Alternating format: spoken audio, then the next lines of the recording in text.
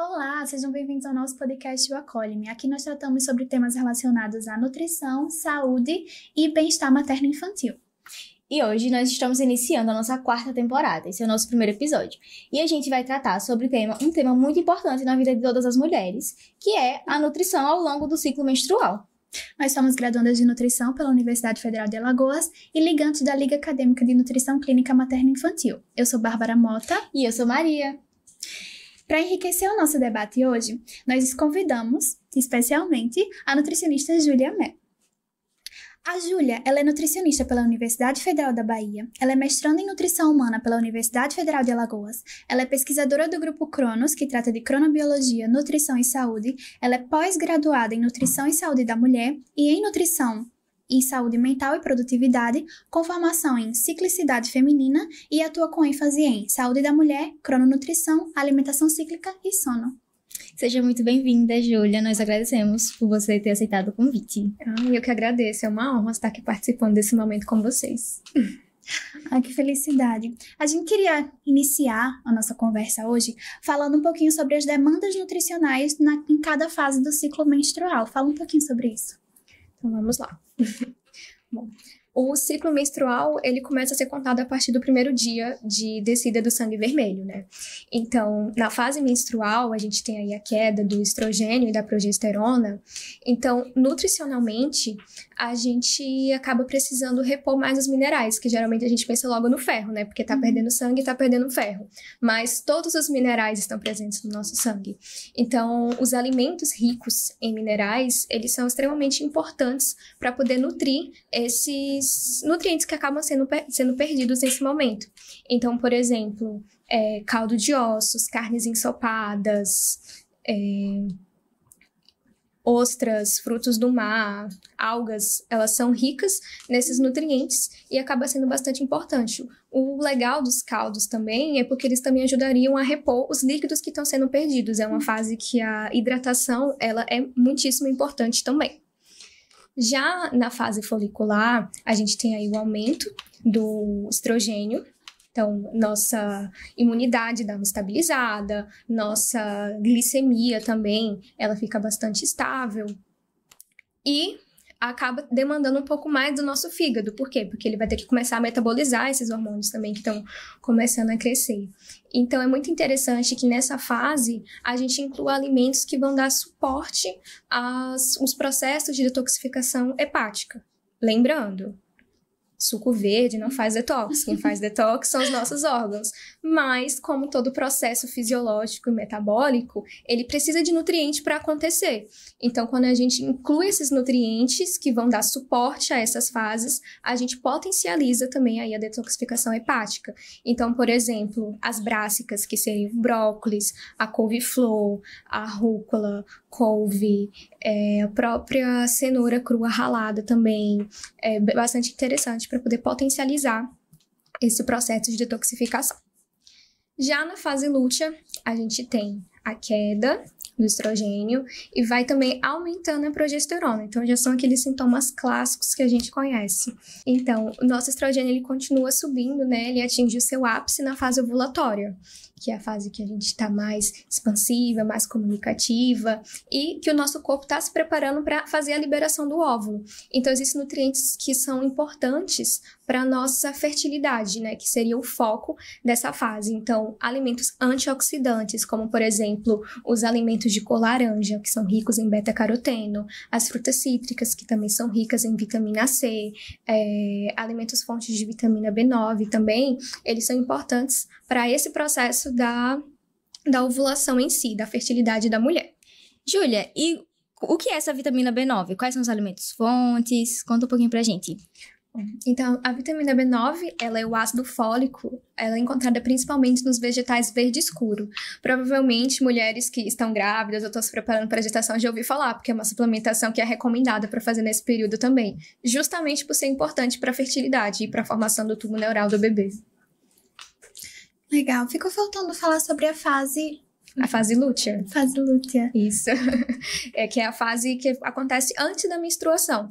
Até faço uma observação, porque tem muita gente que chama essa fase de TPM, mas na verdade TPM não é o nome da fase. É um conjunto de sintomas que pode acontecer, mas o nome da fase mesmo é fase lútea. Justamente por conta do corpo lúteo, né, que é formado após a liberação do óvulo. Então, na fase lútea, o corpo lúteo ele começa a sintetizar a progesterona e o estrogênio ele passa a cair. Então, nós temos aí algumas mudanças que são bem conhecidas, né? Então, o aumento da vontade de comer alimentos mais palatáveis. O intestino, ele também dá uma desacelerada. Então, nessa fase, é muito importante que a gente coma alimentos ricos em fibra, para poder garantir aí essa boa motilidade intestinal, não evitar a constipação.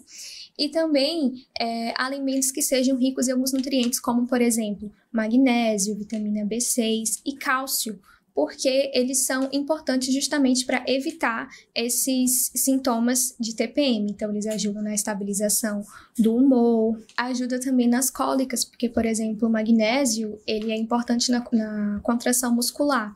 Então, por isso que ele é muito importante de ser consumido nessa fase também. É uma suplementação que geralmente as pessoas fazem, mas o magnésio a gente facilmente encontra na alimentação também, como, por exemplo, também nos vegetais verde escuro, no feijão preto, na chia, na semente de abóbora, nas amêndoas também. São alguns exemplos que a gente pode encontrar dentro da própria alimentação. Então, Júlia, você acabou de falar do TPM e é impossível não comentar sobre os vários mitos, né, que a gente não sabe se são verdade ou se são mitos, relacionados a alguns alimentos específicos que tendem a melhorar a sintomatologia. Por exemplo, tem muitas amigas minhas, até eu mesmo, que usa TPM de justificativa para comer chocolate. Já ouvi outras pessoas comentando que a Coca-Cola alivia os sintomas. Eu queria saber a sua opinião sobre isso, se tem algum estudo, algo que comprove ou se é só placebo.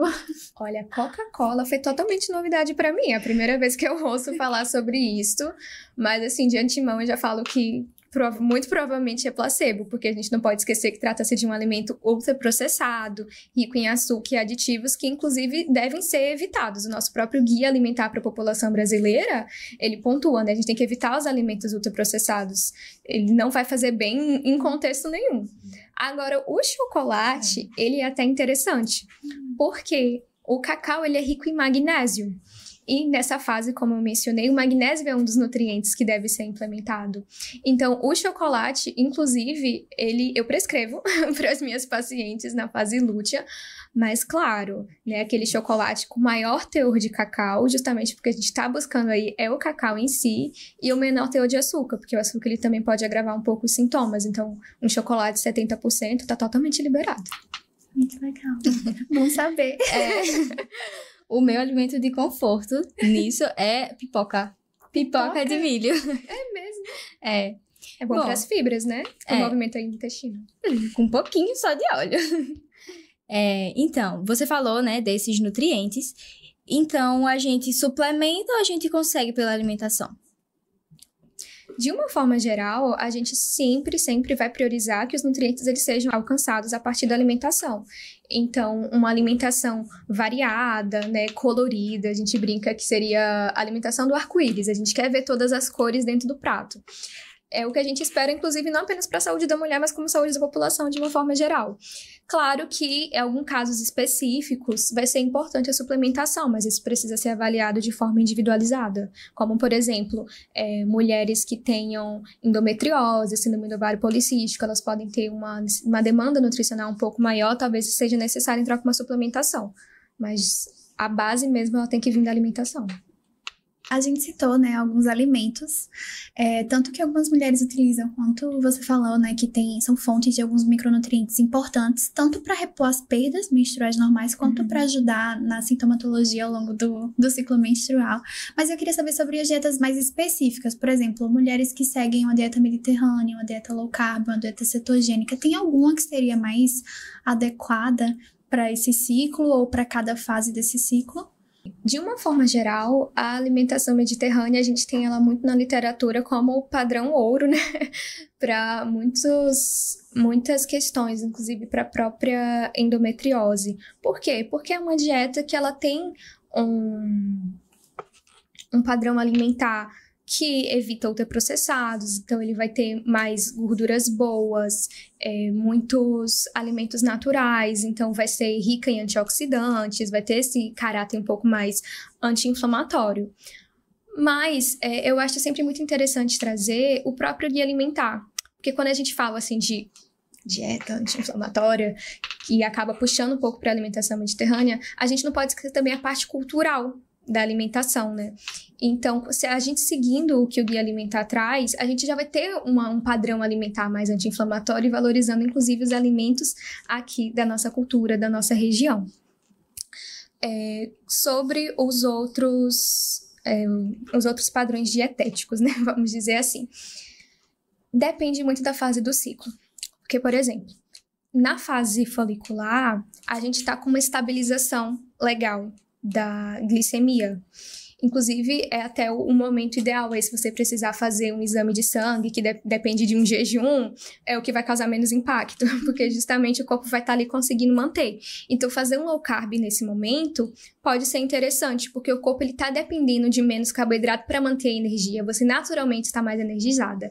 Já na fase lútea, se você for tentar fazer um low carb, é o momento que, na verdade, a gente está precisando de um pouco mais de carboidrato, o nosso metabolismo ele dá uma acelerada. Então, se você fazer essa restrição de carboidrato, a gente pode intensificar esses sintomas, por exemplo, de irritabilidade, que é comum, né, que faz a restrição de carboidrato.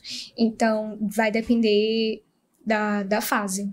Então, na verdade, você pode influenciar até na adesão a algum tipo de dieta, né? Definitivamente. Porque muitas mulheres dizem, eu consigo seguir por vários dias seguidos, e daí chegou naquele momento em que eu não me segurei. Pode ter uma relação muito forte com o ciclo, né? Inclusive, eu acho importante que a gente faça que a gente tenha conhecimento sobre o nosso próprio ciclo menstrual.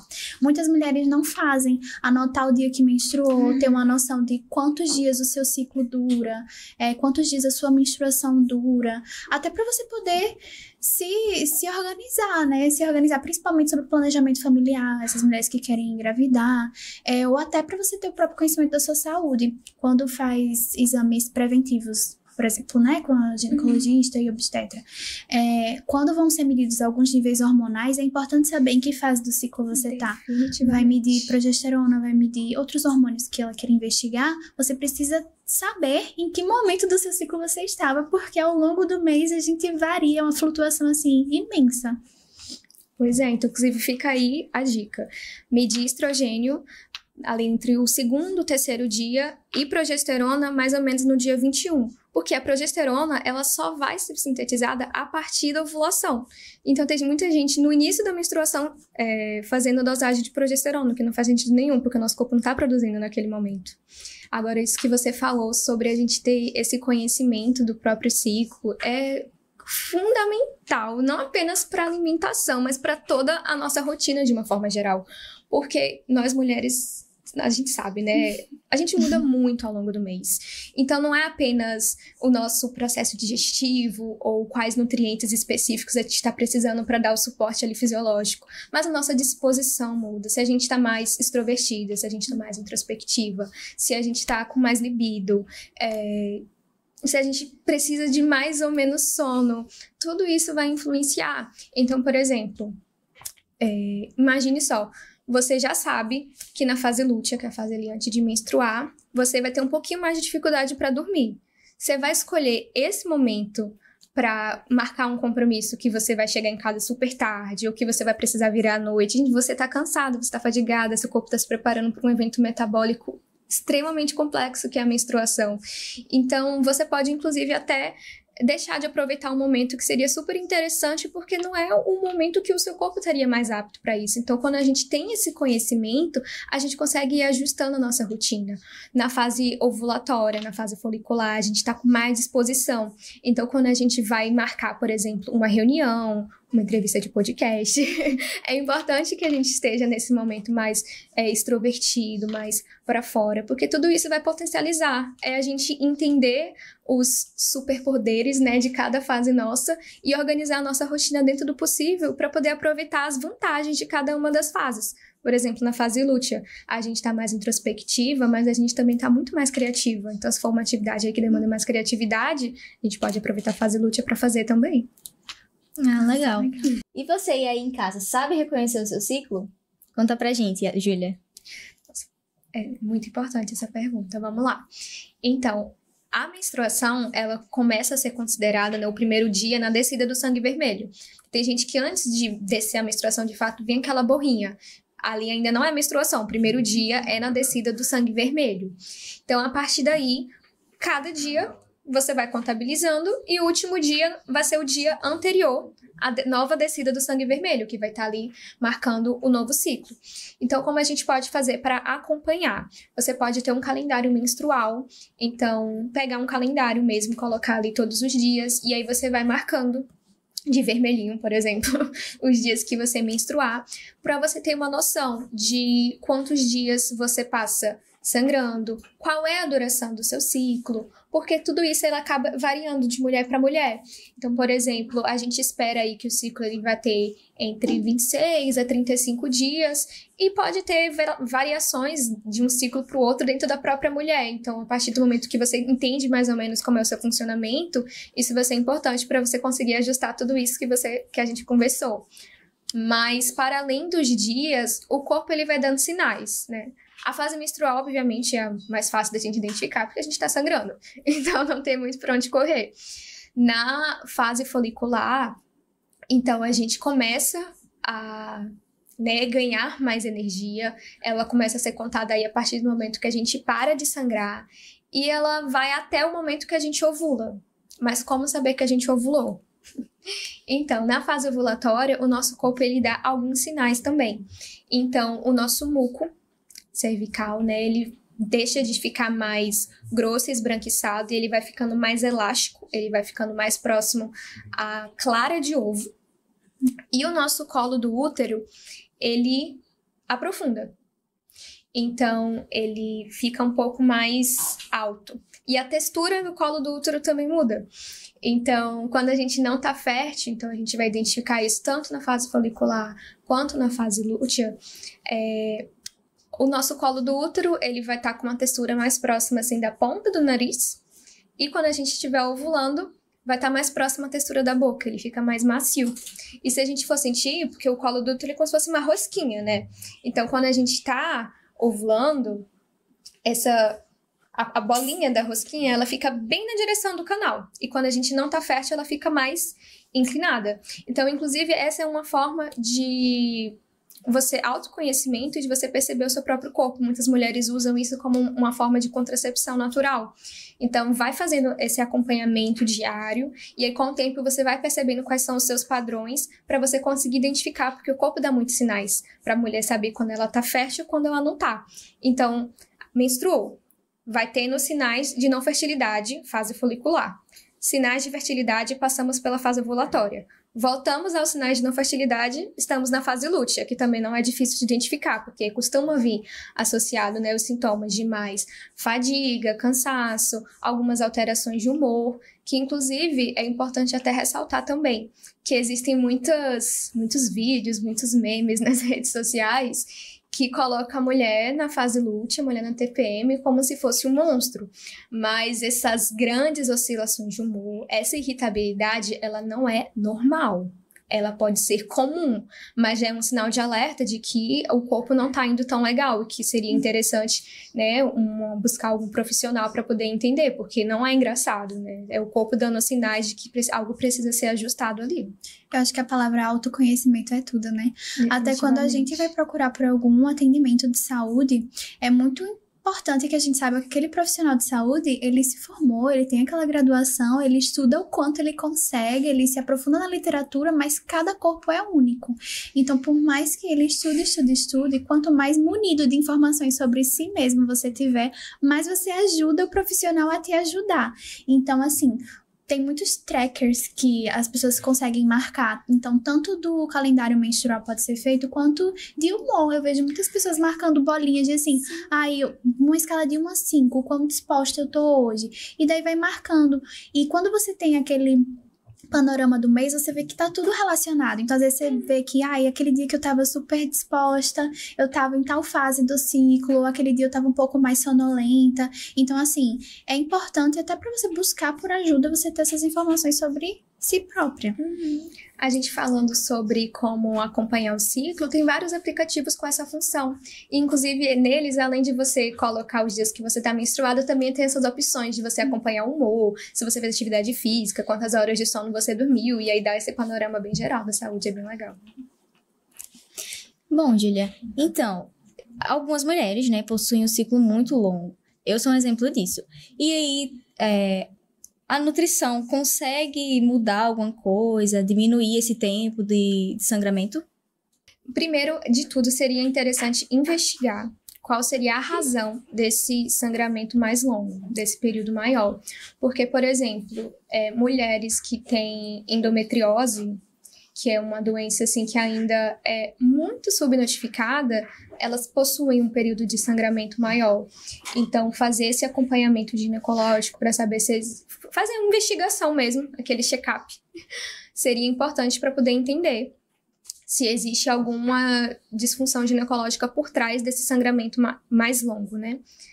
Mas, para além da nutrição, o absorvente, né, a forma com que você recebe o seu sangue, ele acaba interferindo também.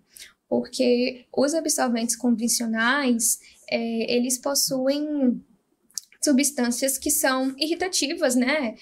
Plástico, branqueadores, e também essas substâncias elas acabam prolongando o período de sangramento.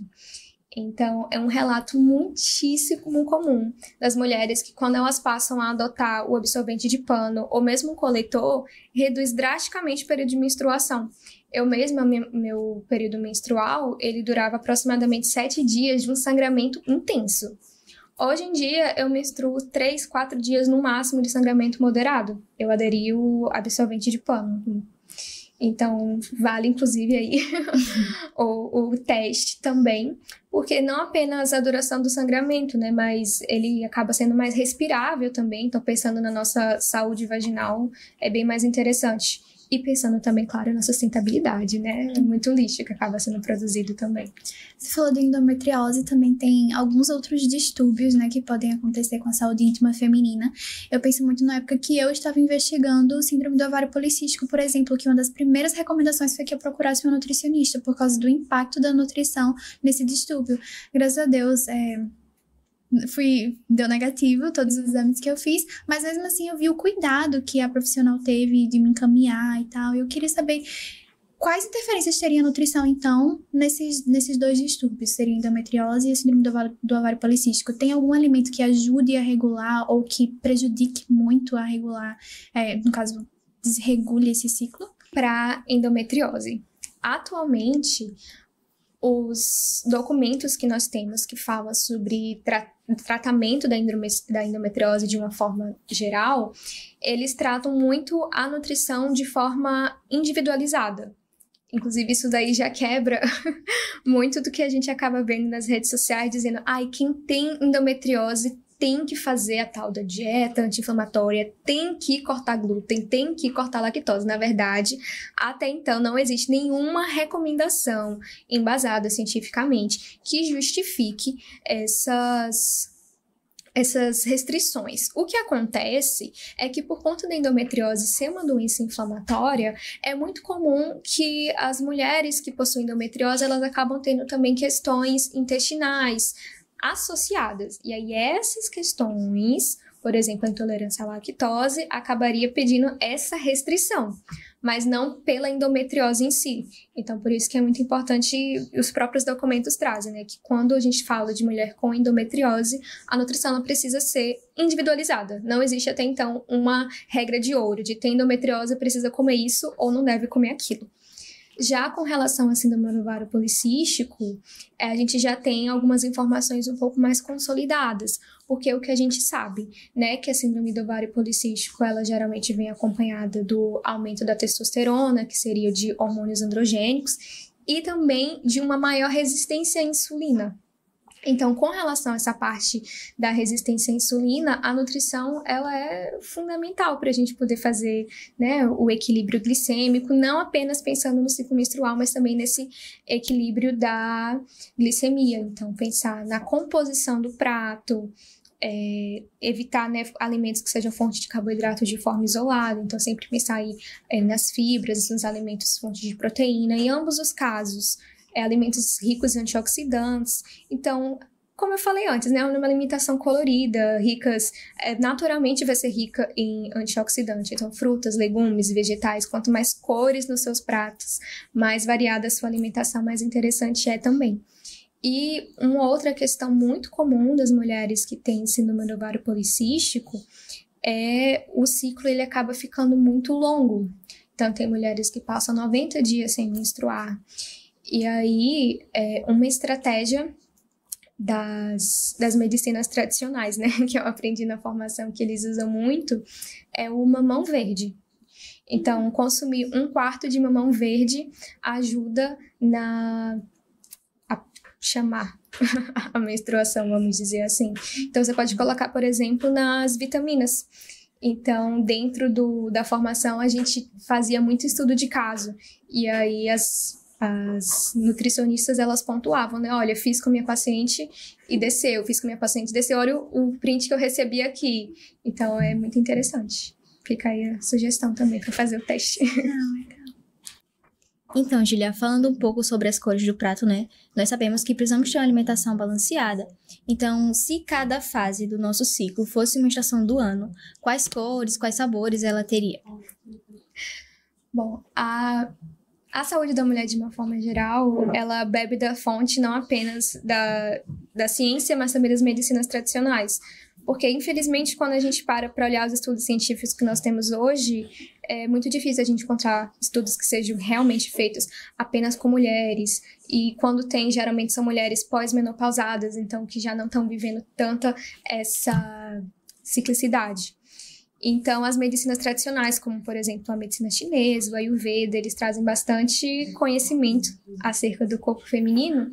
E essa ideia de comparar as fases do ciclo com as estações do ano vem de lá também. Então, inclusive ajuda até a gente pensar um pouco como seria a alimentação cíclica. Porque vamos pensar assim, a menstruação seria o inverno. No inverno a gente tá o quê? Mais introspectivo, tá um corpo mais frio, então bolsa térmica ali no útero, né, para poder trazer aquele calor. E no inverno a gente consome o quê? Caldos, sopas, que justamente são ótimas recomendações, né, para o período menstrual. Já na fase folicular seria a primavera, né, que a gente está ali desabrochando, os hormônios voltando a subir, voltando a ter mais energia. Então é quando a gente na primavera, então a gente espera ali cores no prato, né, bastante alimentos de origem vegetal. Já na fase ovulatória, ela seria o quê? O verão, né? Que a gente tá com a energia lá em cima, inclusive a nossa temperatura também sobe. É muito comum as mulheres relatarem, né, esse calor maior nessa fase também. Então, alimentos mais crus, eles acabariam sendo mais refrescantes, né? E também ricos em fibras para poder ajudar a eliminar esse excesso de estrogênio que o corpo metabolizou ali, o fígado metabolizou na fase folicular. Já na fase lútea seria o outono, então a gente saiu ali do ápice do verão e está voltando a ficar um pouco mais introspectiva. Então aí os alimentos como, por exemplo, fontes de vitamina C, é uma fase do ano, se a gente for parar para pensar, que a gente tem muita fruta cítrica disponível, porque é como se a natureza estivesse dizendo, vamos preparar nossa imunidade para o inverno que está vindo. E na fase lútea, a vitamina C é importante também na manutenção da progesterona. Então, tá tudo conectado, né? É lindo. Temos as 4 estações do ano dentro do nosso corpo também. Somos a própria forma, né, de ciclicidade. Muito lindo a gente parar pra imaginar assim, né? Sim, e quão ainda vasto é esse conteúdo, porque nessa nossa pequena e singela conversa, a gente perpassou por tantas outras áreas da saúde, por tantas intervenções, sejam elas naturais ou não, tantas individualidades, né, que pra gente realmente explorar sobre isso tudo, precisa se debruçar ainda muito na literatura, precisa se debruçar muito sobre nós mesmos, e assim, a gente só tem a agradecer a sua participação, né? Eu queria perguntar se você tem algo pra complementar, algo pra passar pro pessoal que tá nos ouvindo. Bom, caso vocês tenham ficado interessados pelo tema de alimentação cíclica, agora em julho vai ter o 4º Congresso Online de Saúde da Mulher, onde eu vou ser uma das palestrantes. Então, eu vou estar palestrando também, né, de forma um pouco mais aprofundada na parte de alimentação cíclica, trazendo mais referências. Então, se vocês ficaram curiosos para poder saber mais sobre o tema, tem aí essa oportunidade logo logo. E tem o meu Instagram também, que eu tô sempre trazendo novos conteúdos, não apenas falando sobre alimentação, mas também o sono, né? Como a Bárbara comentou inicialmente, faz parte da minha linha de trabalho. E o sono e saúde da mulher também tem inúmeras correlações. Quem tá aí no climatério com certeza já deve ter percebido isso. Então fica aí a sugestão, caso vocês queiram conhecer um pouco mais desse tema que eu sei que é novo, né? Então, gera bastante curiosidade. Tá bom, então fala pra gente, Júlia, quem quiser te seguir no Instagram, quais formas de contato? Como é que essa pessoa pode te encontrar nas redes sociais? Então, meu Instagram é @nutri.juliamelo. Então, ouvintes, nós agradecemos para quem nos acompanhou até aqui. Para quem tiver interesse em se aprofundar ainda mais sobre essa temática, sigam a Júlia no Instagram e também continuem aproveitando e seguindo as nossas redes sociais, que pelo Instagram pode ser através do @lankme.ufal e também acompanhando o nosso podcast o Acolhe-me.